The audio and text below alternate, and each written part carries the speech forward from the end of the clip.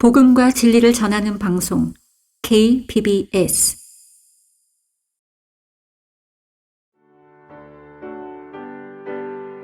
성경 지식을 기초부터 탄탄히 쌓아가는 기초로 돌아가자.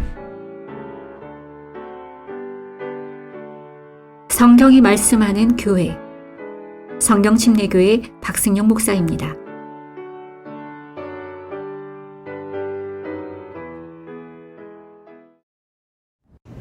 오늘은 성경이 말씀하는 교회가 어떠한 것인지 공부해 보도록 하겠습니다. 교회가 과연 무엇이고 또 교회에서 해야 할 일은 무엇인지 이것에 대해서 간략하게 공부해 보도록 하겠습니다.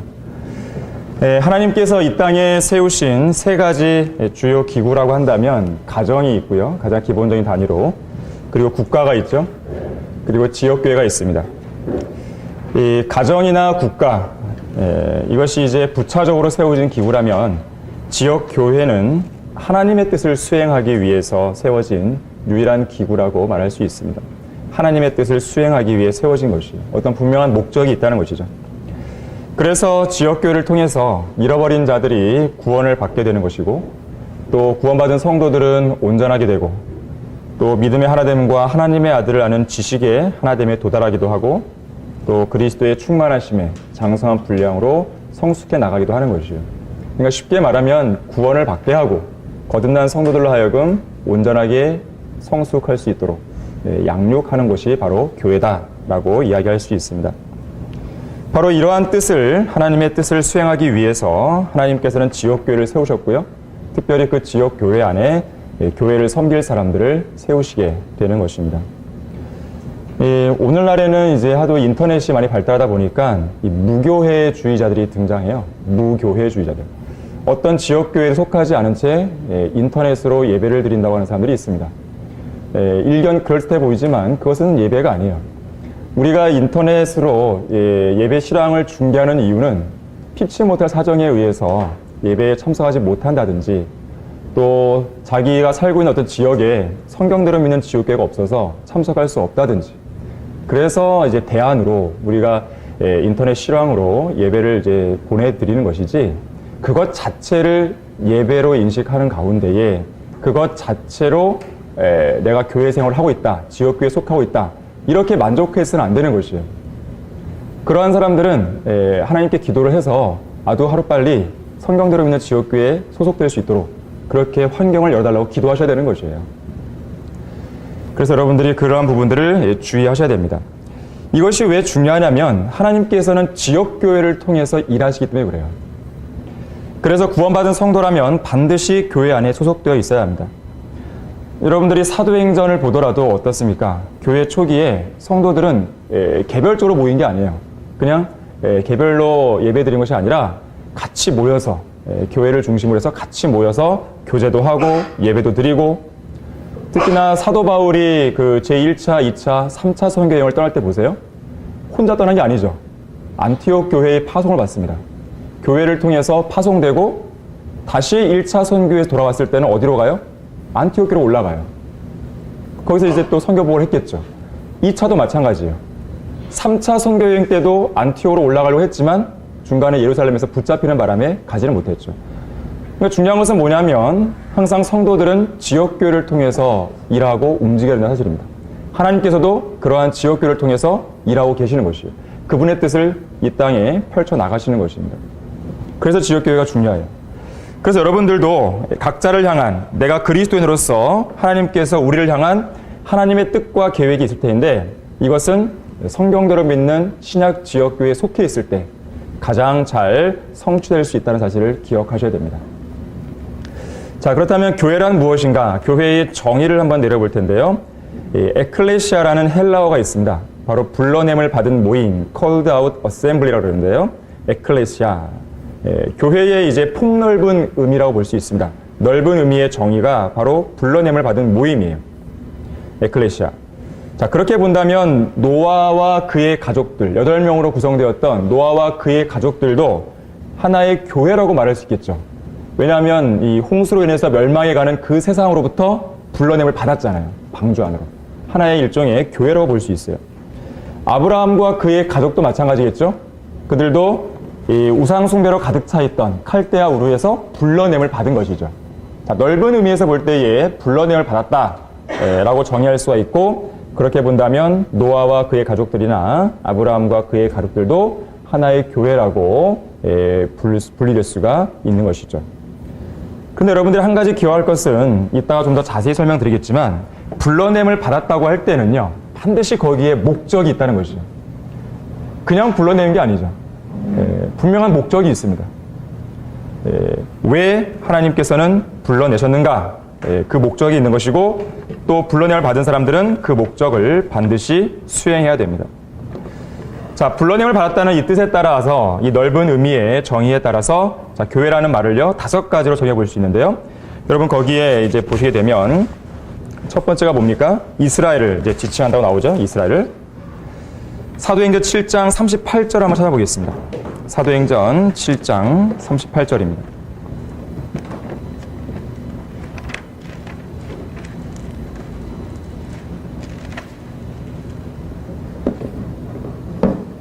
보시면 시내산에서 자기에게 말해주던 그 천사와 또 우리 조상과 더불어 보십시오. 광야의 교회 안에 있으면서 살아있는 말씀을 받아서 우리에게 전해주던 그가 이 사람이라. 지금 이것은 뭘 말하는 거죠? 이집트에서 불러냄을 받았던 이스라엘 백성들을 말하는 것이죠. 바로 그것을 가리켜서 광야의 교회라고 그랬습니다. 이것을 오늘날 신약 지역교회와는 좀 다르죠. 그러나 이건 역시나 불러냄을 받았기 때문에 교회라고 불릴 수가 있는 것이에요. 이들이 불러냄을 받은 목적은 뭘까요? 이집트의 우상 숭배가 아니라 바로 살아계시고 참되신 유일하신 한 분 하나님이 계신다. 그분만이 참 하나님이시다. 그분을 믿어라. 또한 그분께서는 거룩하신 분이다. 죄를 결코 용납하지 않으신다. 이러한 것을 이제 보여주기 위해서, 또 그러한 목적을 수행하기 위해서 이 광야의 교회가 불러냄을 받은 것이에요. 특히 성경에서 이집트는요, 세상을 예표합니다. 세상. 그렇게 본다 그런다면 그 광야의 교회는 이 시대의 이 신약 지역 교회와 어떤 영적으로 연관성을 보게 되는 것이죠. 그래서 이 광야의 교회 안에 일어났던 모든 문제들, 예를 들면 이스라엘 백성들이 뭐 불평한다든지 불만을 품다든지 모세의 영적 권위를 대적했다든지 뭐 코라의 반역이나 뭐 이런 것도 있잖아요. 또는 뭐 아말렉인들이 나타나갖고 이스라엘의 그 후미를 친다든지, 이런 모든 전반적인 내용들이 마치 뭐와 비슷하냐면 이 시대의 신약 지역 교회 안에서 일어나는 여러 가지 영적 전쟁들, 또 여러 가지 일들, 이런 것들을 비견해 볼 수 있어요. 그래서 이 모세의 그 구약 시대의 광야의 교회 안에 일어났던 일들을 보면서 바로 이 신약 지역 교회 안에 일어나는 일들에 대해서 어떻게 우리가 처신하고 또 어떻게 이걸 대처하고 어떻게 이겨낼 것인가, 이런 것들도 우리가 교훈으로 배울 수가 있는 것입니다. 자, 광야의 교회. 두 번째는요, 이교도들의 모임도 교회라고 지칭되기도 합니다. 이거 좀 특별하다고 볼 수 있는데요. 사도행전 19장 39절 한번 보겠습니다. 사도행전 19장 39절을 보시면, 만일 다른 문제에 관하여 어떤 질문이 있으면 합법적인 집회에서 해결해야 할 것이라고 했어요. 여기 집회라는 단어 나오죠. 헬라어로 보게 되면 이 에클레시아입니다. 불러냄을 받은 모임이란 뜻이에요. 물론 여기서 우리가 합법적인 교회 그러면 오히려 번역이 이상해져 버리죠. 우리말로는. 그래서 집회라고 정확하게 번역을 한 것이고요.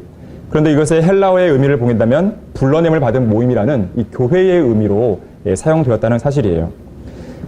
그러니까 이것은 넓은 의미로 그렇게 부른다는 것입니다. 그러니까 넓은 의미의 정의를 볼 때는 이 교회 안에 이러한 모임도 들어오는 것이죠. 실제로 이교도들도 자기네끼리 모인 거잖아요. 어떻게 보면 그 이교도 신 아래서 불러냄을 받은 거잖아요. 물론 그것은 잘못된 조직이긴 하지만 넓은 의미에서 그렇다는 것이죠. 자, 세 번째로는요, 영광받은 교회라고 합니다. 에베소서 5장 27절입니다. 자, 우리는 계속해서 교회의 정의, 이 넓은 의미에서의 불러냄을 받은 모임이라는 의미에서 교회가 과연 어떠한 용례로 쓰이고 있는 것인가, 이걸 좀 보고 있는 것입니다. 에베소서 5장 27절에서 26절부터 보시면요, 이는 그가 교회를 말씀에 의한 물로 씻어 거룩하게 하시고 깨끗게 하사 자기 앞에 영광스러운 교회로 나타내서 점이나 주름진 것이나 또는 그러한 것들이 없이 거룩하고 흠없게 하려 하심이니라. 자, 영광스러운 교회라고 했습니다. 여기서 말하는 영광스러운 교회는 물론 이제 구원받은 그리스도인들로 구성이 되겠지만, 특별히 여기에서는 휴거 이후에, 그러니까 휴거될 교회를 지칭하는 표현이에요. 죄가 없고 완전한 신부인 아내가 되는, 휴거되는 그 상황에서의 교회를 말합니다.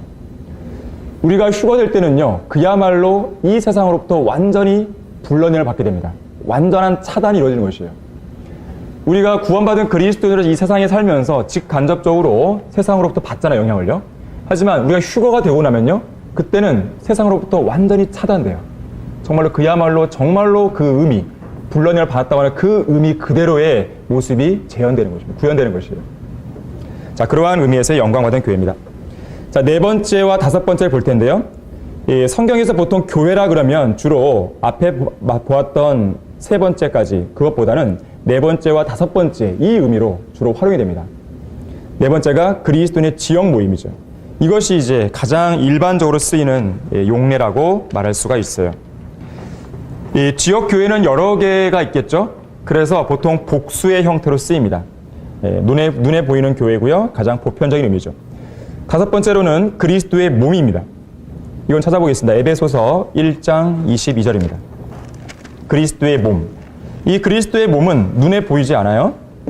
에베소 1장 22절을 보시면 또 만물을 그의 발 아래 두시고 그를 만물 위의 머리가 되게 하셔서 교회에게 주셨느니라. 교회는 그의 몸이니 만물 안에 모든 것들을 채우시는 분의 충만이니라. 자, 이것은 그리스도의 몸이에요. 머리가 예수 그리스도고 몸은 그분을 통해서 구원받은 그리스도인으로 구성된 사람들이죠. 그래서 보통 그리스도의 몸으로서의 교회는요, 딱 하나밖에 없죠. 그래서 단수로 쓰여요. 교회 들 복수로 쓸 수가 없습니다. 그러나 그 단수로 쓰여진 그 교회가 지역별로 이렇게 지역교회 형태로 나타나기 때문에 그때는 이제 복수 형태로 보통 쓰이게 되는 것이죠. 그래서 우리가 신약 성경에서 이 교회라는 단어를 쭉 찾아보면요, 교회라는 단어가 무려 117번이나 나와요. 그 가운데서 107번, 거의 대다수죠. 107번이 지역교회의 의미로 쓰이게 됩니다. 그리고 나머지 10번 정도가 그리스도의 몸으로서 교회로 쓰이게 됩니다. 자, 그런데 중요한 점은 이 그리스도의 몸을 의미하는 교회이든지 또 지역교회를 의미하는 교회이든지 단 한 번도 건물을 지칭한 적이 없다는 것이에요. 건물 자체가 교회가 아닙니다. 자, 그리스도인은 영과 진리로 하나님께 경배드리는 데 있어서 어떤 특정한 건물이나 장소가 있어야만 경배드리는 것은 아니죠. 건물이 없어도 지역교회는 충분히 형성될 수가 있습니다. 그러나 우리가 편의상 모이기 위해서, 효과적인 사역을 위해서 어떤 건물을 두고 그 안에 모이는 것이죠. 그러나 건물 자체가 중요한 것은 아니에요. 그 건물 안에 모여있는 그 그리스도인들의 모임 자체가 더 훨씬 중요한 것입니다. 그래서 보통 이 미국은 이제 기독교적인 바탕 위에 세워졌잖아요. 성경 위에 세워진 나라인데, 그래서 미국 그 초창기에, 건국 초창기에는요, 그 성도들이 교회를 갈 때, 우리 오늘 교회 간다, 이런 말 안 썼어요. 왜냐하면 내 자신이 교회잖아요. 내가 교회 안에 속한 사람이 아니겠어요? 그리스도의 몸이니까. 교회가 교회를 간다? 좀 말이 안 맞는 것이죠. 그래서 보통은 이제 예배당에 간다, 아니면 뭐 집회에 간다, 이런 형태로 이제 보통 얘기를 했습니다. 물론 오늘날 나 교회 간다, 넌 이단이야, 잘못됐어, 그렇게 할 필요까지는 없어요. 그냥 고착화된 표현이니까 쓰는데 의미를 잘 알고 이제 쓰시라는 겁니다. 자, 어쨌든 이 교회라고 하는 것은 어떤 건물을 지칭하지는 않습니다. 자, 그렇다면 여기서 중요한 것이 뭐냐면 그리스도의 몸으로서의 교회와 지역교회가 가장 많은 용례로 쓰였다고 했는데 이 둘을 잘 비교할 수 있어야 됩니다. 비슷한 것 같지만 차이가 있습니다. 자, 우선 그리스도의 몸으로서의 교회를 보면요. 자, 그리스도의 몸으로서의 교회는 살아있는 유기체예요. 살아있는 유기체. 예수 그리스도를 구주로 믿고 구원받은 사람들, 곧 거듭난 그리스도인들이 성령을 통해서 한 몸이 된 것이죠. 에베소서 4장 4절 한번 찾아보겠습니다. 에베소서 4장 4절을 보시면, 자, 그리스도의 몸으로서의 교회는 살아있는 유기체입니다. 너희가 너희를 부르시는 한 소망 안에서 부르심을 받은 것처럼 한 몸과 한 분 성령이 계시니 한 분 주요, 한 믿음이며 한 침례이고 한 분 하나님 곧 모든 것을 아버리시니 그분은 모든 것 위에 계시며 모든 것을 통하여 너희 모두 안에 계시니라. 자, 하나의 몸이라 그랬죠. 몸. 눈에 보이지 않는 하나의 몸으로 형성되어 있습니다. 유기체로서의 이 몸된 교회는요, 거듭난 그리스도인들만이 구성이 되겠죠. 이 안으로는, 그리스도의 몸 안으로는 구원받은 그리스도인들만 들어오기 때문에 100% 순수성을 보장받는 교회라고 말할 수 있습니다. 이 교회는 마태복음 16장에서 이 베드로의 고백이 있은 이후에 예수님께서 뭐라고 말씀하십니까? 이 반석 위에 나의 교회를 세우겠다 그랬어요. 바로 예수 그리스도 위에 자신의 교회를 세우겠다고 약속하셨거든요. 그래서 교회는 바로 그때 약속이 됐어요. 그리고 그 약속이 언제 실현되냐면 예수 그리스도의 보혈을 통해서 그 교회가 실현이 되는 것이고요. 실제로 교회가 시작된 것은 언제입니까? 사도행전 2장에서 오순절날 성령께서 오심으로써 그 교회가 탄생하게 됩니다. 자, 이러한 부분들은 우리가 여기서는 뭐 깊이 있게 다 다룰 수는 없고요. 어쨌든 이 교회라고 하는 것은 그리스도의 몸으로서의 교회라는 것입니다. 살아있는 유기체라는 것이죠. 자, 그래서 이 교회는 물리적인 교회가 아닙니다. 눈에 보이지 않아요. 우리 눈으로 볼 수가 없어요. 또한 이 교회는 단수로 표현될 수밖에 없습니다. 하나밖에 없는 교회예요. 그리스도의 몸이 여러 개 있을 수 없습니다. 그리스도의 몸이 여러 개 있다는 것은 그리스도의 머리가 여러 개라는 것이 이상한 것이죠. 또 몸도 여러 개 이상하게 됩니다. 그러니까 문제가 되는 것이죠. 또한 이 교회는 그리스도의 몸으로서의 교회는 성령 침례를 받음으로 들어가요. 자, 성령 침례. 우리가 예수 그리스도를 믿고 구원받았을 때 성령께서 우리를 어디 안으로 넣어주세요? 그리스도의 몸 안으로 넣어주시는 것이에요. 자, 침례라는 하는 것은 기본적으로 잠기는 것이에요. 잠기는 것. 자, 몸 안으로 잠기는 것. 이게 바로 성령 침례예요. 그래서 우리는 다 누구나 구원받았다면 다 그리스도의 몸 안에 들어와 있는 것이에요. 그러면서 몸을 형성하는 것이죠. 우리가. 구성원입니다.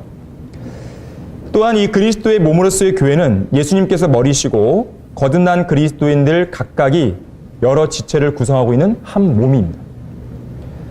그래서 보통 이 교회는 몸이니까 찢어지거나 쪼개질 수 없을 거 아니겠어요. 그래서 보통 보석 중에서 진주로 말해요. 진주. 진주는 유기물입니다. 유기물. 쪼갤 수 없는 유기물이에요. 다른 보석들은요, 가공하고 다듬고 깎으면 깎을수록 빛이 나요. 하지만 진주는 쪼개는 순간 빛을 잃어버립니다. 가치가 없어진 것이에요. 유기물입니다. 쪼갤 수 없는. 자, 그리스도의 몸인 교회로서의 특징입니다.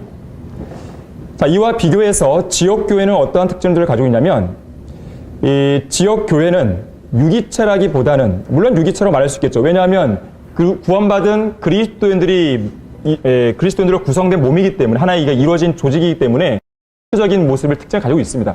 그러나 이것은 유기체를 떠나서 유기체보다 더 한 단계 더 나아가서 어떤 체계를 갖춘 조직이라는 거예요. 조직. 그래서 유기체로서의 교회와 다르게 간혹 구원받지 않은 사람들이 이 지역교회 안에 끼어들어올 수 있다는 것이에요. 아까 그리스도의 몸으로서의 교회는 100% 순수성을 보장받습니다. 그러나 지역교회는 간혹 몰래 스며드는 사람들이 있을 수 있기 때문에 100% 순수성을 보장받을 수 없다고 말할 수 있겠죠. 그러나 그렇다고 해서 그거를 하나의 빌미로 삼아서 교회는 아무나 올 수 있는 곳이야, 그렇게 생각하면 안 되는 것이에요. 기본적으로 성경대로 믿는 지역교회는 비록 그 안에 설령 한두 사람 잘못 들어올 수 있지만 그래도 성경대로 믿고 시행하는 가운데에 끊임없이 복음을 초청하고 그런 상황 속에서 대부분의 사람들이 구원받은 그리스도인들로 구성된다는 사실이에요. 그래서 100%로 말할 수 없지만 그래도 99% 이상은 우리는 구원받은 성도들로 구성되어 있어야 되는 것이에요. 그러나 세상 제독교회 같은 경우를 보게 되면 그냥 어중이 떠지 막 들어오는 것이에요. 순수한 양무리가 아니라 개나 소나 고나 다 들어오는 것이죠. 그래서 이게 교회인지 아닌지가 구분이 안 되는 것입니다. 그냥 세상 조직을 전락해버린 것이에요.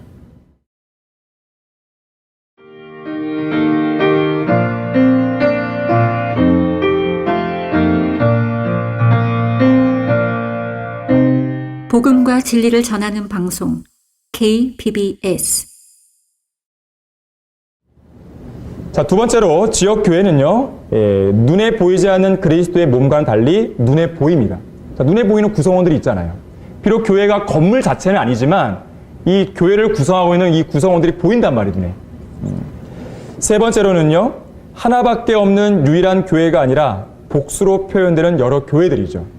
그래서 지역교회는 한 곳에만 있는 것이 아니라 우리나라에도 지금 여러 군데 있는 것이고 또 해외에도 있는 것이고.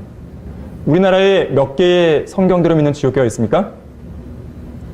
네, 퀴즈를 하나 내겠습니다. 수요 기도회 우리 기도 제목을 보시면 나오는데요. 우리가 교회를 위해서 기도해야 됩니다. 서울을 포함해서 11개가 있어요. 11개. 11개의 지역교회가 있습니다. 앞으로도 더 많아져야 됩니다. 최소한 50여 개 이상은 있어야 돼요. 이 땅에. 그러려면 그 교회를 감당할 수 있는 일꾼들이 나와야겠죠. 특히 설교자가 나와야겠죠. 여러분들 기도하셔야 됩니다. 기도하시는 가운데 그러한 설교자 나올 수 있도록 기도해야 되고, 또 본인 스스로가, 형제들이라면 본인 스스로가 그렇게 할 수 있도록 기도하실 수 있어야 됩니다. 자, 네 번째로는요, 경륜적으로 볼 때마다 매 시대마다 배교로 끝났는데요, 지금까지 역사를 통관해 보건대 이 지역교회의 마지막 역시나 배교로 끝나게 될 것이에요. 우리가 지금 이 시대에 어떤 시대입니까? 마지막 배교의 시대죠. 여러분들이 계시록을 좀 이렇게 읽어보시고 공부하신 분들은 아시겠지만, 우리가 지금 어디에 있냐면 라오디케아인들의 교회에 살고 있죠. 이 시대는 마지막 배교의 시대입니다. 그래서 이 교회 시대는 결국은 배교로 끝날 것이에요. 그래서 이 배교한 교회들로 끝나지 않기 위해서는 이 땅에 성경대로 믿는 지역교회가 굳건하게 서 있어야 되는 것이죠.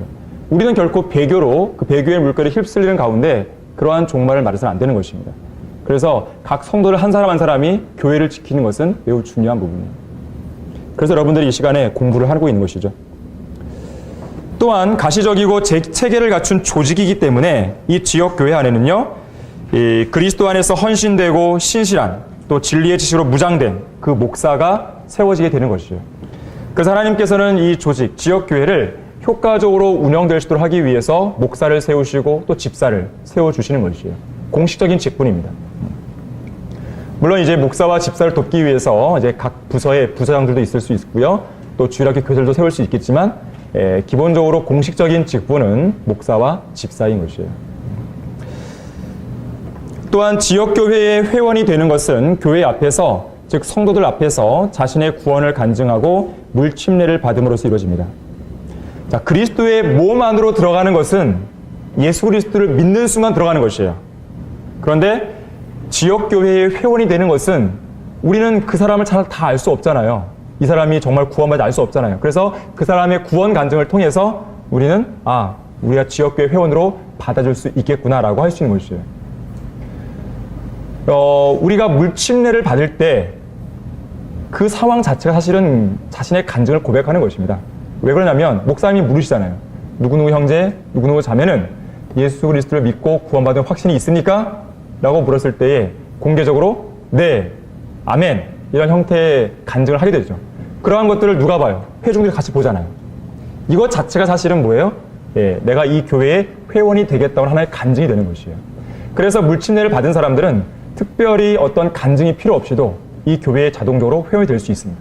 그러나 다른 지역교회에서 어떤 이제 물침례를 받았다. 그렇다고 한다면 어떤 별도의 간증이 필요한 것이에요. 우리는 잘 모르기 때문에 우리가 눈에 본 적이 없잖아요. 그래서 그러한 간증이 필요한 것이에요. 그럴 때는. 또한 7번째로는 약물이 이외의 다른 무리들이 일으키는 문제나 약물이 자체의 문제에 대해서 또 사탄의 여러 가지 공격에 대해서 지역교회가 적절하게 대처하지 못하면 지역교회가 쪼개질 수도 있다는 사실이에요. 그래서 여러분들은 이 지역교회에 소속된 한 명의 그리스도인으로서 지역교회를 지키기 위해서 부단히 기도하고 또 스스로가 강성한 그리스도의 군사로 또 일꾼으로 서야 됩니다. 그래야만 교회가 강해질 수 있어요. 교회는 목사 한 사람이 잘해서 되는 게 아니에요. 목사뿐만 아니라 목사와 함께 일하는 동역자들뿐만 아니라 모든 성도들 한 사람 한 사람이 자기 자리의 위치를 지킬 때에 교회는 강성해질 수 있어요. 왜 그러냐면 교회는 하나의 몸이에요. 몸과 같아요. 몸은 여러 가지 지체들로 구성되어 있죠. 눈도 있고 발도 있고 코도 있고 입도 있고 다 있습니다. 지역교회를 구성하는 성도도 마찬가지입니다. 하나의 몸을 구성하는 사람들로서 그 역할을 해내야 됩니다.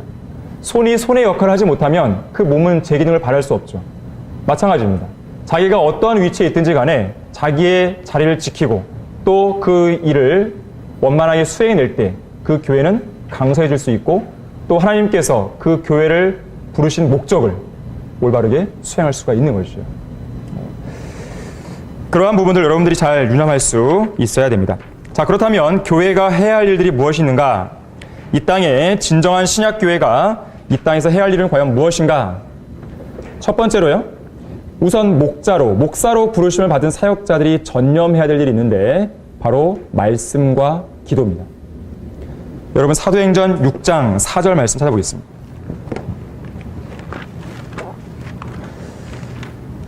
한 지역교회를 담임하고 있는 목사는 다른 어떤 일보다도 기도와 말씀의 사역에 전념할 수 있어야 돼요. 사도행전 6장 4절을 보게 되면 당시에 이 제자들의 수가 늘어나는 상황 가운데서 이 구원받은 그리스도인들이 있었는데요. 이 그리스도인들이 이 과부가, 그러니까 자기들에 속한 그 과부가 매일의 구제에서 막 제외되는 것이에요. 그런 일때 불평을 느끼게 됩니다. 그런 가운데에 이 사도들이 그 일까지 다 담당할 수 없기 때문에 자기들은 말씀과 기도의 사역에 전념하고 그 일을 수행할 수 있는 어떤 구제라든지 이런 여러 가지 재반 사항들을 수행할 수 있도록 집사를 선임한 것을 보게 돼요. 바로 그런 상황인데요.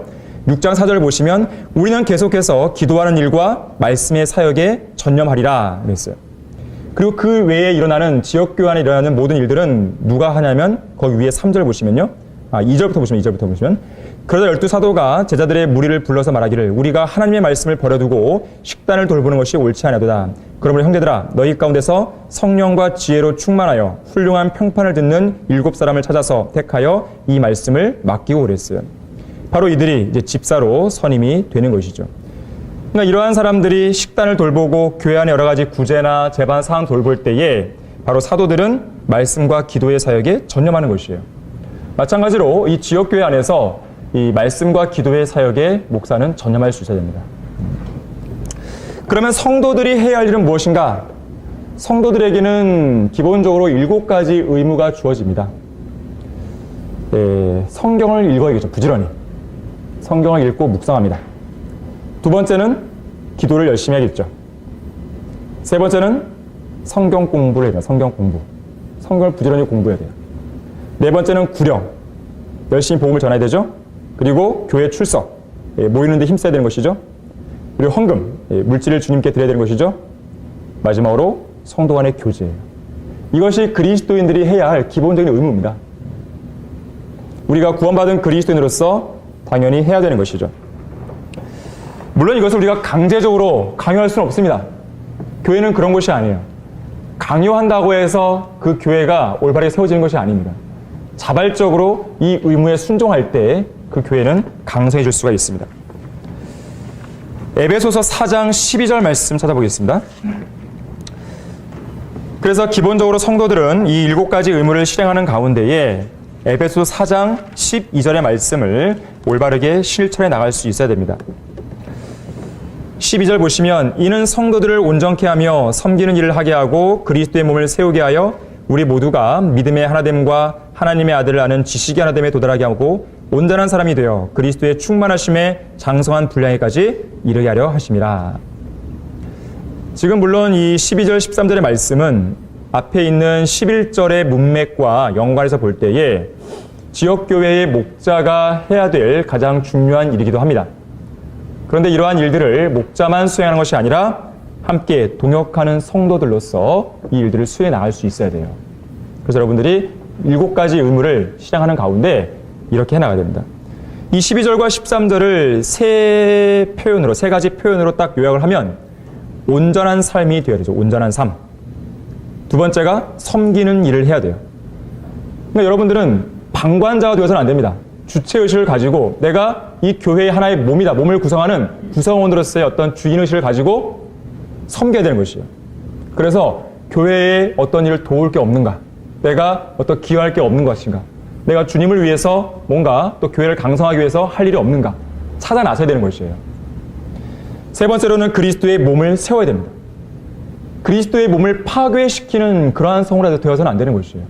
오히려 몸을 세워주고 성도들을 세워주고 힘이 되어주고 위로가 되어줘야 되죠. 격려도 해주고. 자, 그러한 가운데에 지역교회 전체적으로 목사든지 성도들이든지 지역교회 전체적으로 전념해야 할 가장 중요한 3가지 의무가 있는데 이 3가지가 바로 하나님께서 이 교회를 이 땅에 세우신 목적이라고 말할 수 있습니다. 첫 번째는 구령하는 교회예요. 구령해야죠. 복음을 전해야 됩니다. 우리는 그 일을 실행하고 있죠. 두 번째는 뭐예요? 성경을 가르치는 교회입니다. 바른 성경을 기조로 해서 바른 교리와 바른 지식을 열심히 가르쳐야 되는 것이죠. 그래서 우리는 기초 성경 공부가 있고요. 이 과정을 수료한 분들은 이제 밑에 같은 시간대에 밑에 8층에서 또 공부를 하죠. 그 외에도 우리는 공부를 할 수 있도록 230여 권의 책들을 펴냈죠. 얼마든지 여러분들 공부하실 수 있습니다. 마음만 먹으면. 더 나아가서는 신학교를 통해서 더 체계적으로 공부할 수 있도록 마련이 되어 있죠. 그 외에도 우리는 뭐예요? 성경 핵심 강연이라든지 여름수라든지 선교주가라든지 이런 것들을 통해서 다양하게 공부할 수 있는 방법들이 널려 있는 것이에요. 그래서 여러분들이 마음만 먹으면요, 자세만 바르게 갖추면 얼마든지 성경을 잘 배울 수 있습니다. 꼭 신학교에 나와야만 공부하는 것은 아니에요. 여러분들이 여건이 안 된다고 한다면 얼마든지 책을 구입해서 공부할 수 있어요. 아, 나는 책 살 돈도 없다. 우리 도서실에 책 있잖아요. 공부하실 수 있습니다. 중요한 것은 뭐냐면 자기의 마음이에요. 자세예요. 그래서 여러분들이 여건이 되는 한에서 하나님께 시간을 들여서 공부를 하셔야 됩니다. 세 번째로는요, 예수 그리스도의 재림을 소망하면서 선교하는 교회입니다. 우리는 20명 정도의 선교사들을 지원하고 있죠. 우리 교회에서는. 나중에 우리가 필요하다면 선교사도 파송을 해야 되는 것이에요. 그러할 역량이 있고 또 준비가 된 사람들이 나온다면 우리는 해야 되는 것입니다. 그러나 우리는 지금 뭐예요? 국내에서 해야 할 일이 너무 많은 것이에요. 아까도 말씀드렸지만 지역교회가 50개 이상 세워져야 돼요. 아니 또 갈 길이 멀단 말이에요. 자, 그러니까 이 국내에서의 사역이 안착이 딱 되면, 즉 50여 개의 지역교회들 이상이 나와서 원활하게 우리가 이 사역을 주도하고 있다면 선교사로 또 파송할 수 있는 것이에요. 자, 이 세 가지를 반드시 기억하셔야 됩니다. 이 세 가지를 기억하시는 가운데에요, 한 가지 더 말씀을 드리면, 특별히 이 땅에 성경대로 믿는 교회, 즉 한국에 성경대로 믿는 지역교회가 해야 될 세 가지 중요한 목표가 있어요. 이 기본적인 의무 외에도. 그게 뭘까요? 우리 8층에 엘리베이터 위에 딱 있어요. 처음 생각하십니까? 첫 번째 뭡니까? 이 땅에 한글 킹제임스 성경을 민족의 최종 번역을 정착시키는 것이 바른 성경. 두 번째는 진리를 확산시키는 것이에요. 세 번째는 이 민족을 주님께로 이겨오는 것이에요. 네. 제 마음이 갑자기 마음이 아픕니다. 오래 다니셨는데도 아직도 모른다. 그럼 각성하셔야 됩니다. 새로 오신 분들은 모를 수 있습니다. 그러나 오래 다녔는데도 아직도 모르겠다. 네, 각성하셔야 돼요. 그것을 위해 한 번도 기도한 적이 없다는 뜻이에요. 그건. 네, 반성하셔야 됩니다. 다시 한번 오늘 8층 가셔서 보시기 바랍니다. 세 개. 우리가 기본적으로 구령하는 교회, 성경을 가르치는 교회, 선교하는 교회, 이것을 하는 위해서 세 가지를 특별히 우리는 이 땅에 사명감을 가지고 해야 됩니다. 각자가 다 해야 돼요. 이것은. 자, 그리고 더 나아가서요, 마지막으로 볼 것은 뭐냐면 성경적으로 불러냄을 받은 신약교회의 특징들이 있어요. 특징들. 자, 이런 것들을 우리가 다 뭐 한 번에 기억할 수는 없을 텐데요, 기본적으로 어떠한 것들인지 한번 여러분들이 쭉 보시길 바랍니다. 첫 번째는요, 하나님의 영감으로 기록되고 섭리로 보존된 바른 성경만을 사용합니다. 우리는 변개된 성경을 허용하지 않아요. 예, 절대로. 바른 성경만을 우리가 사용하는 것이죠. 이 땅에 바른 성경이 어떤 성경입니까? 한글 킹제임스 성경이 여러분의 손안에 들려있는 것이죠. 그리고 두 번째로는 성경만이 믿음과 실행의 최종권이에요. 성경을 쓰는 것 자체만 중요한 게 아닙니다. 바른 성경을 쓰되 그 성경을 여러분의 믿음과 실행에 있어서 최종 권위로 믿어야 되는 것이에요. 최종 권위가 뭐죠? 최종 권위? 이 final authority라고 하는데 최종 권위가 뭡니까? 우리의 믿음, 실행, 혹은 어떠한 결정, A냐 B냐, 어떤 게 옳으냐 결정할 때 어떤 권위, 그리고 정치, 경제, 문화, 예술, 어떤 것들을 판단하는 어떤 잣대, 이것이 바로 최종 권위예요. 어떤 사람은 내 주먹을 믿으라, 그러면서 자기가 어떤 기준이 되죠. 어떤 사람은 부모의 말씀이 최종 권위예요. 어떤 사람은 자기가 존경하는 어떤 뭐 현자들, 철학자들, 이 사람들이 최종 권위예요. 어떤 과학자들 최종 권위고, 정치가 대통령이 최종을 사람들이 있고, 어떤 사람은 자기가 읽고 있는 어떤 책, 이게 최종 권위 사람들이 있어요. 그건 우리의 최종 권위가 아니에요. 하나님의 말씀만이 최종 권위입니다. 이것을 여러분들이 인식하셔야 돼요. 세 번째로는요, 과학과 교육을 신뢰하지 않아요. 물론 우리는 과학과 교육의 어느 정도의 효용성을 인정하죠.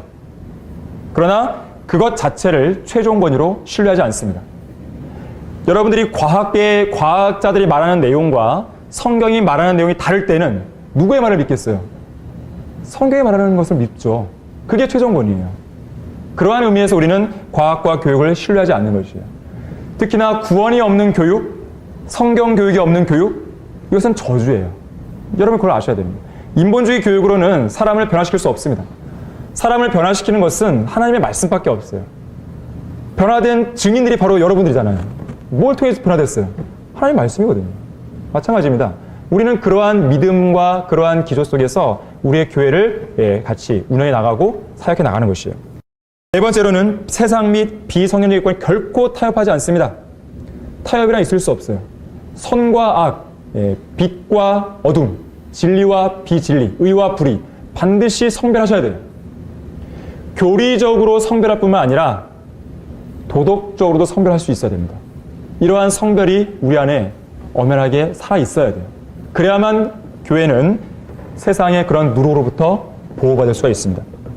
다섯 번째로는요, 바울 서신들을 신약 교리들을 판별하는 기준으로 받아들입니다. 자, 신약의 교리. 교리라고 하는 것은 쉽게 말해서 우리가 실제로 어떤 걸 행해야 되느냐, 그렇게 보시면 돼요. 우리가 구약에 있는 제사를 행하지 않잖아요. 그건 우리의 교리가 아니기 때문에 그래요. 또한 우리는 믿음과 행위로 구원받나요? 아니죠. 우리는 믿음으로만 구원받는 사람들이에요.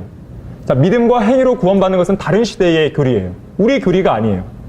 자, 그래서 우리의 교리는 바울 서신에 나타난 로마서부터 빌레몬서까지 이 책들을 우리의 교리로 삼습니다.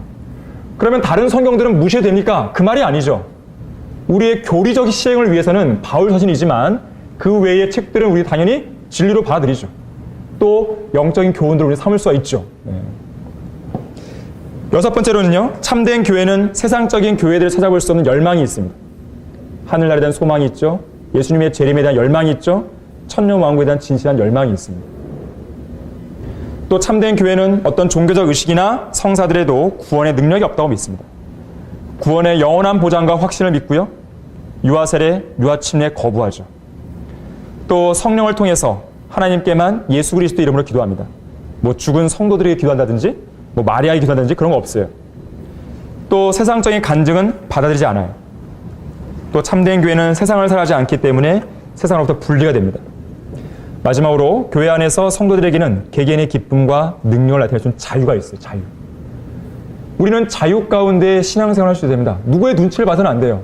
옆 사람의 지체들의 눈치를 본다든지 목사님의 눈치를 본다든지 그럴 필요가 없어요. 우리는 그런 교회가 아니에요. 또 그러한 눈치를 주는 교회도 아닙니다. 뭐 우리는 뭐 헌금을 가지고 헌금 누가 많이 냈나 그래프를 그린다든지 뭐 이 예배 끝날 때마다 주보에다가 딱 기록해갖고 지난주에는 누가 뭐 했습니다 뭐 이렇게 한다든지 그런 거 없어요. 자유롭게 신앙생활 하시면 됩니다. 자유롭게 진리를 최종적으로 믿는 가운데 하시면 돼요. 자, 이상 열거된 사항들이 성경적으로 불러내야 받은 교회의 특징이에요. 특징. 여러분들이 이것을 유념하는 가운데에 교회 안에서 제대로 된 교회관을 가지고 제대로 된 믿음의 생활을 하시길 바랍니다. 다음 시간에 계속 보도록 하겠습니다. 지금까지 기초로 돌아가자와 함께 하셨습니다.